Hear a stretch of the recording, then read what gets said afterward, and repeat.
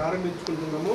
ఈ ట్యూషన్ కేంద్రాన్ని ఎందుకు ప్రారంభిస్తున్నామంటే మీరు ఇప్పుడు దాకా స్కూళ్ళల్లో అంగన్వాడీ కేంద్రాల్లో చదివిన చదువు కంటే ఇంకా బాగా చదవాలి, మంచి మార్కులు సాధించాలి, మీరు మంచి విద్యార్థులుగా ఎదగాలనే కోరికతోటి మీ అందరికీ ఇక్కడ ఫ్రీ ట్యూషన్ సెంటర్ని మేము ఏర్పాటు చేస్తున్నాం. ఈ ఫ్రీ ట్యూషన్ సెంటర్ని 2 సంస్థలు ఇక్కడ పెడుతున్నాయి. సుందరయ్య విజ్ఞాన కేంద్రం అని బాగలింగంపల్లిలో ఉంది మనది. ఆ సంస్థ వాళ్ళు, తర్వాత విశ్వమానవ సంక్షేమ సంఘం అని ఈ సంస్థ వాళ్ళు, ఈ 2 సంస్థల వాళ్ళు కలిపి మీరు ఇక్కడ ట్యూషన్ చదువుకోవడానికి మనము ఏర్పాట్లన్నీ చేస్తున్నాం. అంటే ఇక్కడ మీకు ట్యూషన్ చెప్పిన టీచర్కి ఇక్కడ ఏర్పాట్లకు సంబంధించినంత ఏదైనా సహకారం కావాలంటే ఈ 2 సంస్థలు మేడానికి ఇస్తారు. కాబట్టి మీరు బాగా చదవాలి, మంచి మార్కులు సాధించాలి, మంచి పౌరులుగా ఎదగాలి. కాబట్టి ఆ పద్ధతిలో మీరు అందరూ ఉండాలని చెప్పి కోరుకుంటూ ఈ ట్యూషన్ సెంటర్ని మనం ప్రారంభిస్తున్నాం. అన్ని విషయాలు, కొన్ని విషయాలు సార్ చెప్తారు, తర్వాత నేను విషయాలు మిమ్మల్ని అందరూ నేను అడుగుతా.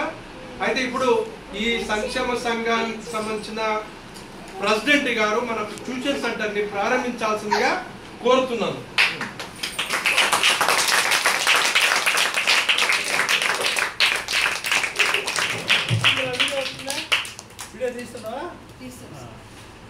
పిల్లలు, మీ అందరికీ నా ఆశీర్వాదాలు. ఆశీర్వాదాలు అంటే తెలుసా? తెలుసు. ఓకే,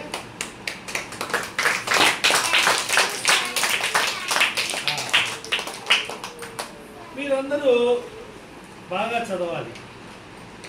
బాగా చదివి మంచి బుద్ధులు నేర్చుకోవాలి. మంచి బుద్ధులు నేర్చుకోవాలి, పైకి రావాలా. మీరందరూ కూడా కలెక్టర్లు, పోలీస్ ఆఫీసర్లు, తర్వాత లాయర్లు, పెద్ద పారిశ్రామికవేత్తలు, పరిశ్రమలు పెట్టేవాళ్ళు ఇట్లా కావాలా. ఇట్లా వచ్చి బాగా పైకి రావాలా. మీరు పైకి వచ్చిన తర్వాత ఏం చేయాలా? మిగతా వాళ్ళకు కూడా సహాయం చేయాలి. అంతే కదా, మిగతా వాళ్ళకు కూడా సహాయం చేయాలి. మీరు ఇప్పుడు ఒకరు ఉన్నారు, ఒక ఆయన కారులో పోతున్నాడు. మీకేమనిపిస్తుంది? ఆయన కూడా కారు ఉంటే బాగుండదు అనిపిస్తుందా? అనిపించదా? ఒక ఆయన పెద్ద ఇంట్లో ఉన్నాడు. మీకేమనిపిస్తుంది?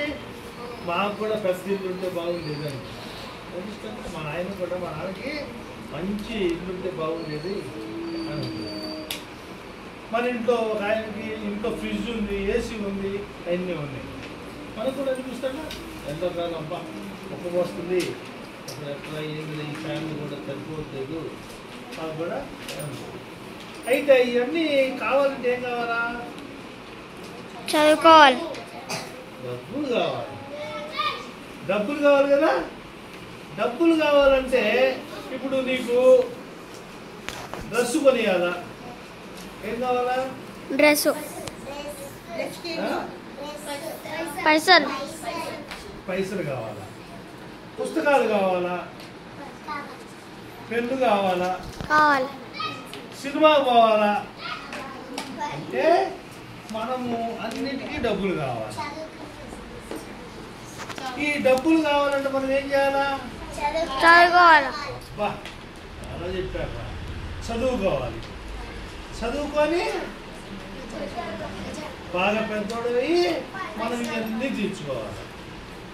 ఇప్పుడు చదువుకోకుండా తాగుడికి అలవాటు పడతాడు. తాగుడికి అలవాటు పడితే ఏమవుతాడు?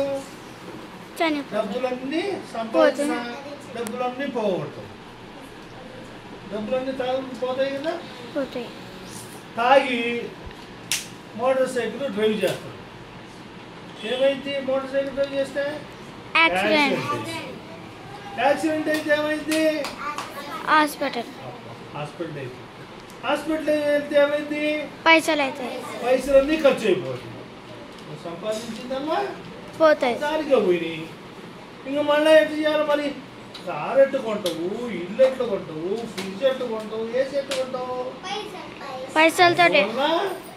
మనం ఎప్పుడైతే చదివింది చెడు అలవాటుకి మనం పోకూడదు. తాగుడు మంచి అలవాట, చెడు అలవాట? చెడు. అట్లాగే చెట్లు పేకట్టం మంచి అలవాట, చెడు అలవాట? చెడు. గంజాయి ఎన్ని తాగటం మంచి అలవాటు చెడు అలవాట? చెడ్డ అలవాటు. అంటే మనం ఏంది ఎప్పుడైతే చెడు అలవాటుగా అలవాటు పడతామో మన కష్టపడి సంపాదించుంటా కూడా ఆ డబ్బులంతా కూడా వెళ్ళిపోతాయి. చెడు అలవాటుగా అలవాటైనోడు ఏమవుతాడు? చూడండి, చెడు అలవాటు అయినోడు ఏం చేస్తాడు? చనిపోతుంది. ఆరోగ్యం తాగితే ఏమైంది? డబ్బులు పోతాయి, కిడ్నీలు ఖరాబ్ అవుతాయి. వచ్చిందే లేడు కూదా.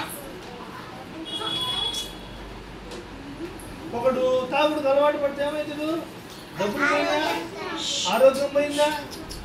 ఆరోగ్యం పోయి రోగాలు వస్తాయా? అన్నీ వస్తాయి. వస్తాయి. అట్లాగే ఏ యాక్సిడెంట్ అయినా డబ్బులు రోగాలు తాగి యాక్సిడెంట్ అయితే హాస్పిటల్ పోతుంది, ఇవన్నీ పోతుంది. అంటే దాని అర్థం ఏమని? మనం ఎప్పుడూ కూడా చెడు అలవాటు నేర్చుకోకూడదు. ఇప్పుడు మన పక్క వాళ్ళ దగ్గర పెన్ను పోగొట్టింది అనుకో, ఆ పెన్ను తీసుకోవద్దు, దొంగతనం చేయొచ్చా? చేయొద్దు. మనకు దొరికినా కూడా ఏం తీసుకోకూడదు. మన పక్క ఫ్రెండ్ది పెన్ను దొరికింది అనుకో, ఇదిగో నీ పెన్నురా, అందరు వెళ్ళిపోతారు. ఒకడు ఉంటాడు, వాడికి పెన్ను దొరికింది, ఈ పెన్ను నాది కాదురా, మీదని ఇచ్చేయాలి. అట్లాగే వేరే వాళ్ళకు ఏం బ్యాగులో చేయకూడదు. అంటే ఎవరు కూడా దొంగతనాలు చేయకూడదు, మోసాలు చేయకూడదు. తర్వాత పోతే బాగా ఫ్రెండ్లీగా అందరితోటి స్నేహంగా ఉండాలి, ఒకరికొకరు సహాయం చేసుకోవాలి. ఇప్పుడు ఆ అమ్మాయికి ఏదైనా కావాలా, నువ్వు ఇవ్వాలా. ఇప్పుడు వాడికి ఏదైనా కావాలా, పక్క వాడికి సహాయం చేసుకోవాలి. అంతేగాని ఎప్పుడూ కూడా ఒకరినొకరు కొట్టుకోవటం, తిట్టుకోవటం చేయకూడదు. అంటే ఇవన్నీ